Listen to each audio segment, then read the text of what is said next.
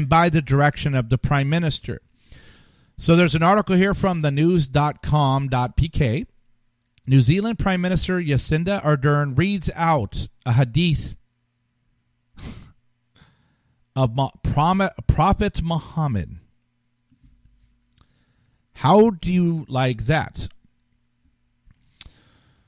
Prime Minister Jacinda Ardern on Friday addressed the thousands of mourners gathered at Hagley Park in front of the Al-Noor Mosque, where 50 Muslim worshippers were murdered last week. Jacinda Ardern, donned in black dress and a headscarf, warmly sympathized the Muslim community, saying, "New Zealand mourns with you." Jacinda Ardern also read out a hadith of Prophet Muhammad. Quote, according to the Prophet Muhammad, the believers in their mutual kindness, compassion, and sympathy are just like one body. And when any one body suffers, the whole body feels pain. New Zealand mourns with you. We are one. I find it interesting that Islam, which in the Quran, in the Hadith, in the Sunnas, they're not allowed to be friends or befriend infidels. If they do, it's only for the purpose of trying to persuade them to become Muslims, because everybody in the caliphate has to be a Muslim or will die. Pay tax, and then if you can't pay taxes anymore, you better convert or you will die. So what you have is a quiet country, one shooting by a crazy person, and they allow the Islamic call to prayer to ring out through all of New Zealand's media sources. So you have a Muslim imam that's calling their fake God, in my opinion, to listen to them as they are pursuing the caliphate and trying to convert the world to their religion. So now you have, all of New Zealand was introduced, if they hadn't heard it already, a Islamic prayer session. And then you got the Prime Minister reading the hadith, or the hadiths are the commentary on how Muhammad lived out the Quran. Of course, you're not going to read the bad stuff that was in there. So, because of wanting to be ecumenical, wanting to be kumbaya, wanting to try to show the world that New Zealand has penance and they're doing whatever Islam wants, and they're going to coddle them and they're going to be on their side. Well, what happens is the whole country is looking around now going, okay, who said something bad? Did anybody say anything bad about Islam? Did anything post anything bad about Islam? There's another article here. New Zealand bookstore bans Jordan Peterson's self-help book following mass shooting, but still sells Hitler's Mein Kampf. If you don't know this, go back through history. Islam, fascism, they go hand in hand. Hitler had an actual platoon of fighters, Islamic fighters led by an imam. So, not surprising that that they're not going to allow a Jordan Peterson to talk about how to identify areas in your life and ask questions about what you believe. So that's banned. That's banned. A self-help book, because he'll call out Islam if Islam's wrong. But they're good. But they're still selling Hitler's Mein Kampf about taking over the world, killing Jews. Last Friday, a crazed killer attacked two mosques in Christchurch in New Zealand and murdered 50 Muslim worshippers. The shooter left a 74-page manifesto and broadcast his mass murder live on Facebook. Media and political pundits immediately blamed Facebook and internet forums for the deranged mass killing. So what is it? Is it white? Is he a Trump supporter? Is he a Republican? Is he conservative? Is he alt-right? It took authorities less than 24 hours to shut down mobile access to 8chan and Vote in New Zealand. New Zealand is a member of the Five Eye network. 8chan and Vote boards are mainly opposition sites to the deep state, and they know this. New Zealand officials requested personal information on any online user at one website who discussed the shooter's warped manifesto. And yesterday, the New Zealand online bookstore White Coals banned Jordan Peterson's self-help book, 12 Rules for Life. The book provides life advice to essays on abstract ethical principles, psychology, mythology, religion, and personal anecdotes. But they still sell Hitler's Mein Kampf. How do you like that? So they're losing their mind, and tomorrow the Prime Minister is asking that all the women to wear head coverings to show unity with the Muslims. So the whole country is like, because the whole country was just told, because they don't have a Second Amendment to fight for.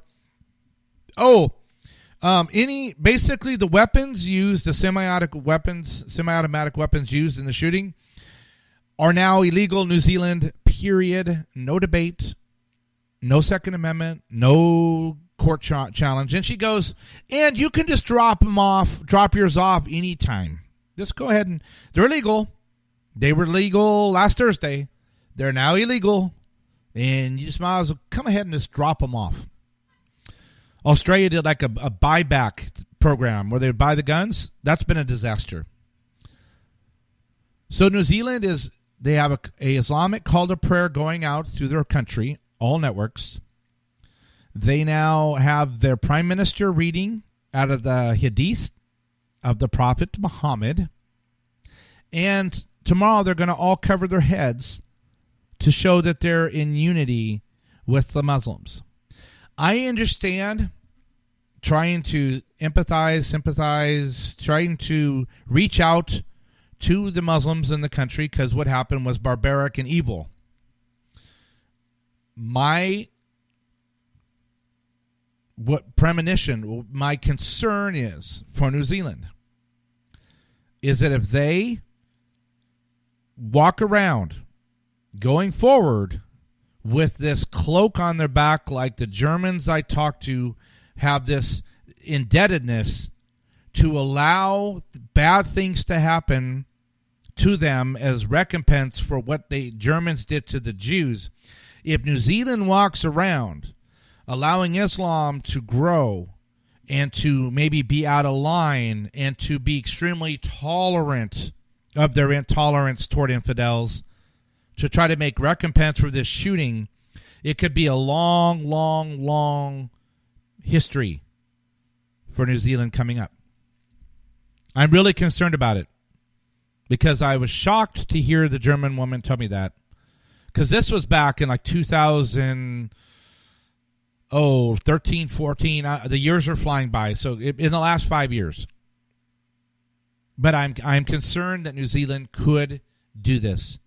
That if you go to New Zealand in the near future, you may see an extreme intolerance for anyone that is intolerant of Islam, because when they say that a Jordan Peterson help book that deals with religion, all religions can't be sold, but Hitler's book can.